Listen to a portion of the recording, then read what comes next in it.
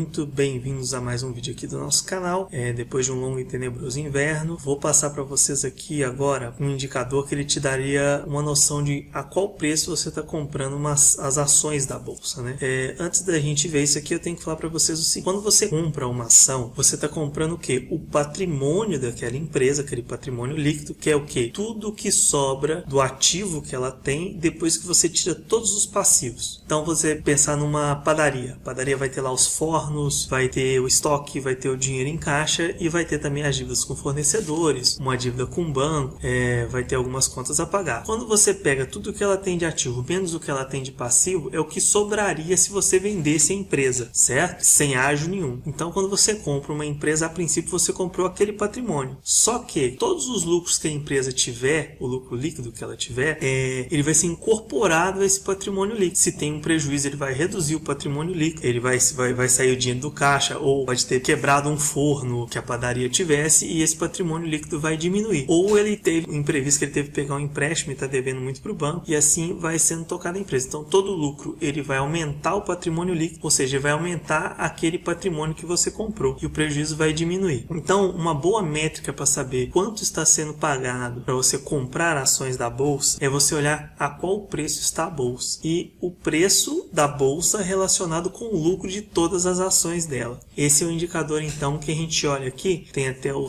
site aí em cima para vocês verem, que é o Shiller P/E Ratio, que exatamente ele pega um lucro histórico de 10 anos e faz a relação desse lucro que as empresas estão dando com o preço. E ele tem vários eventos que já ocorreram na Bolsa de Valores americana que você dá para você traçar uma linha. Então o que a gente tem hoje aqui? Hoje, se a gente olhar aqui, ó, o preço sobre lucro da Bolsa americana está em 31,20. Se você pegar e traçar uma linha reta aqui, você vê que só em 2000 a Bolsa esteve numa relação em que o preço dela estava valendo mais de 30 vezes os lucros das ações, ou seja, as pessoas estão pagando 30 vezes mais do que o lucro médio das ações que estão listadas lá no índice lá que chama S&P 500, que é um conjunto de empresas, de 500 empresas lá dos Estados Unidos. Então você vê que 31,20 é mais do que o pré-crise de 29, o topo ali do pré-crise de 29. E ele só perde aqui para bolha.com, que chegou a 45, porque é uma época também que eles estavam maravilhados com ações que não davam lucro, assim como a gente tem isso aí hoje. Por exemplo, você tem uma empresa que é a Tesla lá do Elon Musk, que ela está valendo mais do que todas as montadoras lá americanas, que já tem uma clientela, já tem uma produção, dão lucro. A Tesla está começando a dar lucro agora. O Elon Musk também nunca foi um cara que ele pegou uma empresa e manteve ela, o currículo lá com o PayPal. Ele vendeu o PayPal depois que começou a dar um pouco de lucro. Então, assim, ele não é um cara conhecido por executar grandes projetos e se manter neles. Eu compararia ele mais ou menos com o Ike Batista. O Ike Batista, ele ficou rico, mas não por executar o projeto todo.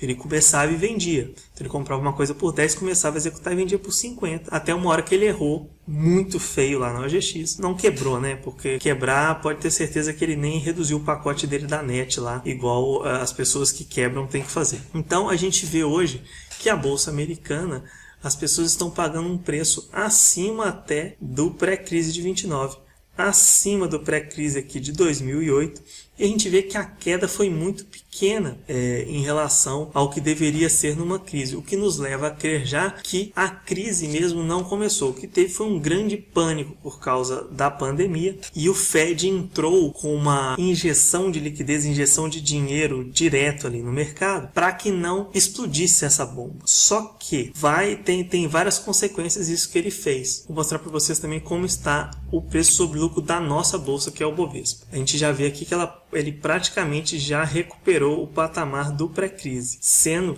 que os grandes bancos já provisionaram quantias enormes de provisão para devedor duvidoso, pessoas que podem dar o calote nos bancos. Isso daí é muito preocupante. E a gente vê que os bancos não estão subindo, que se os bancos subissem, isso aí ia disparar para mais de 19, que é o topo histórico que a gente teve logo no começo do ano 2019, quando tinha toda aquela empolgação com o Bolsonaro e as tais reformas liberais que acabaram não acontecendo. Vamos dar uma olhada no que o Fed fez então quando veio a pandemia, porque a economia americana não estava andando bem já. Ela já dava sinais que estava esgotando aquele ciclo. Eles tinham uma base monetária aqui de 4 trilhões antes da crise, e eles rapidamente subiram de 4 trilhões, quase dobrou, e aumentou 75% o que eles tinham de liquidez no mercado. Ou seja, ele pode ter comprado títulos do Tesouro Americano para que os Estados Unidos paguem uns cheques de $600 por semana para que os americanos fiquem em casa, e isso tem prazo para acabar. Por enquanto, o Donald Trump está negociando com o Congresso a extensão disso daí. Isso é muito mais do que a média do americano ganha. A média do americano ganha menos que os $2.400 por mês, que são 4 cheques de 600 por mês, né, que dá 2.400. Assim como a mais da metade dos brasileiros ganham menos que R$600 por mês, que é o auxílio que está sendo dado. Só que isso tem prazo para acabar, e isso é dinheiro que está entrando diretamente na economia. E o dinheiro, como tudo, ele é uma mercadoria. Se tiver muito mais dinheiro circulando, o dinheiro vai perder o valor. A gente ainda não enxerga isso, o IPCA não diz isso, porque se a gente pegar o relatório do IPCA, que eu vou fazer isso para um outro vídeo, os alimentos, que é onde tem esse consumo, já estão subindo numa escalada forte. Enquanto o transporte, que ainda não deu para repassar preço, porque as pessoas estão usando pouco transporte, estão viajando pouco, estão usando pouco avião, isso que tem um peso ali no IPCA praticamente está parado. Mas aí na média parece que não tem inflação, mas a gente já sente uma inflação forte aí em alimentos.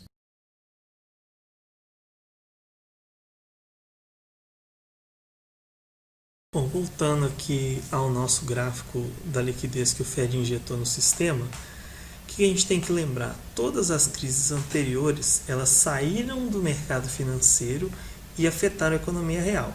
Então você teve a bolha.com, que foi uma bolha financeira, você teve a bolha lá do subprime, que também foi financeira, quebrou um banco, eles viram que a coisa estava ruim. Só que dessa vez o que é?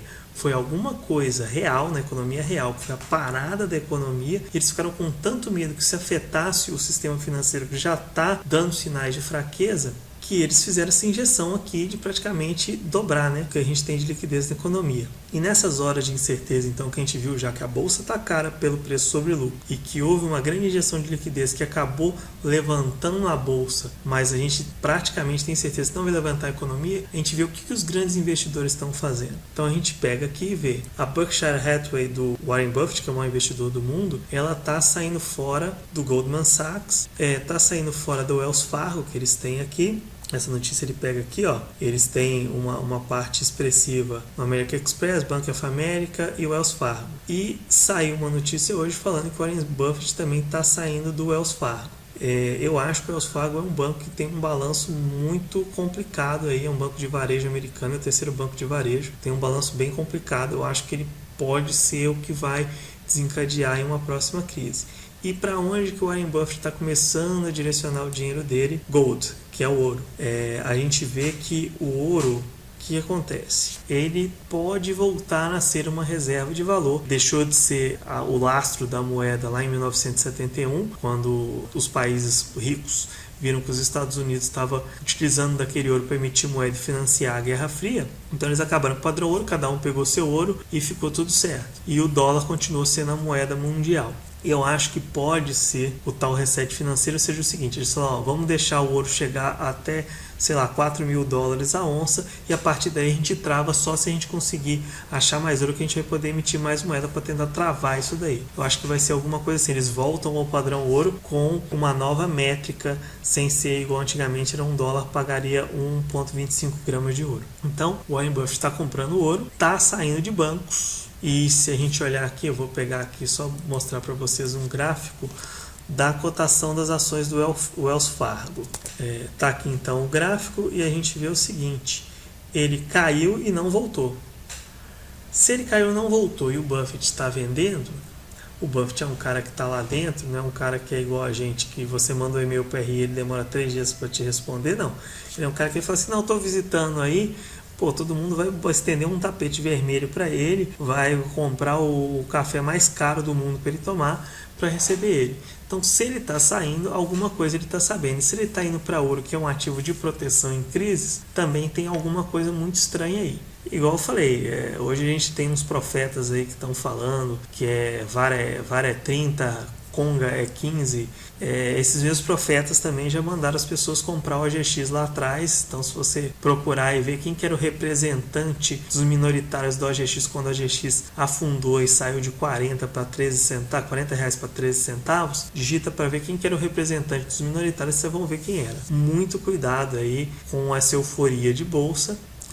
Isso daí, as pessoas entrando, esse monte de gente aí que entrou na bolsa nova, é um comportamento que a gente chama Fear of Missing Out, que é o medo de perder a onda de alta. E eu tenho para mim que a grande crise ainda não veio. A economia americana está sendo sustentada por esses pacotes aí de ficar dando cheques de dinheiro para a população, aumentando a renda dela artificialmente, porque essas pessoas uma hora isso vai acabar, as pessoas vão ter que voltar a trabalhar. Os Estados Unidos não tem muito mais onde manobrar juros. Se a gente vê aqui, a taxa de juros deles já está em zero. Eles não podem praticar taxas negativas igual alguns países fazem, porque grandes nações aí têm títulos da dívida americana e ninguém é bobo de deixar dinheiro lá para render negativo, né? A gente tem então os bancos que não sobem lá porque as pessoas sabem que a coisa está feia, os grandes investidores sabem que a coisa está feia, uma farra com empresas tecnológicas. Então assim, cheiro, cor e sabor de bolha que vai estourar ainda no mercado financeiro. Então tomem cuidado, se inscrevam no canal para mais informações desse tipo aqui, falando para vocês a verdade, e muito obrigado aí pela atenção de todos.